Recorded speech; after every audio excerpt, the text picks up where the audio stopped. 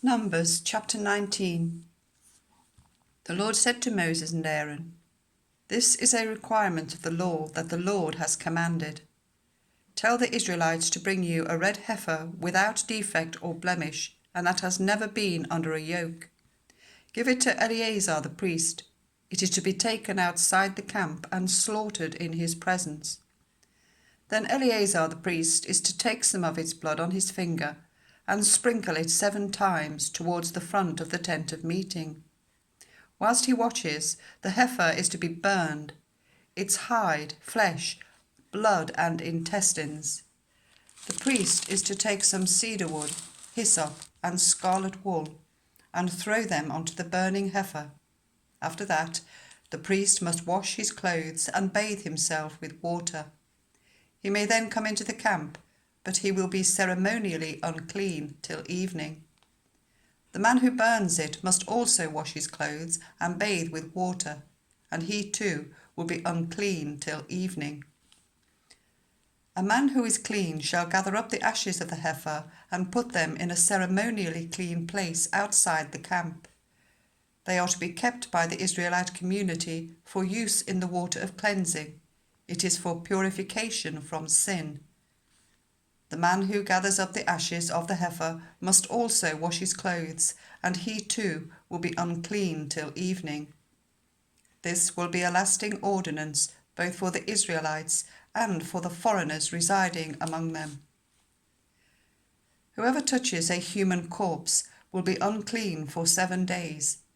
They must purify themselves with the water on the 3rd day and on the 7th day. Then they will be clean. But if they do not purify themselves on the 3rd and 7th days, they will not be clean. If they fail to purify themselves after touching a human corpse, they defile the Lord's tabernacle. They must be cut off from Israel. Because the water of cleansing has not been sprinkled on them, they are unclean. Their uncleanness remains on them. This is the law that applies when a person dies in a tent. Anyone who enters the tent and anyone who is in it will be unclean for 7 days, and every open container without a lid fastened on it will be unclean. Anyone out in the open who touches someone who has been killed with a sword, or someone who has died a natural death, or anyone who touches a human bone or a grave, will be unclean for 7 days. For the unclean person, put some ashes from the burned purification offering into a jar and pour fresh water over them. Then a man who is ceremonially clean is to take some hyssop, dip it in the water, and sprinkle the tent and all its furnishings and the people who are there. He must also sprinkle anyone who has touched a human bone or a grave, or anyone who has been killed, or anyone who has died a natural death. The man who is clean is to sprinkle those who are unclean on the 3rd and 7th days, and on the 7th day he is to purify them. Those who are being cleansed must wash their clothes and bathe with water, and that evening they will be clean.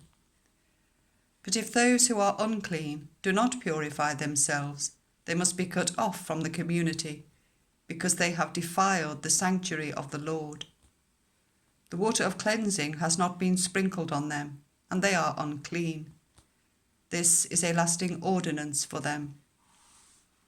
The man who sprinkles the water of cleansing must also wash his clothes, and anyone who touches the water of cleansing will be unclean till evening.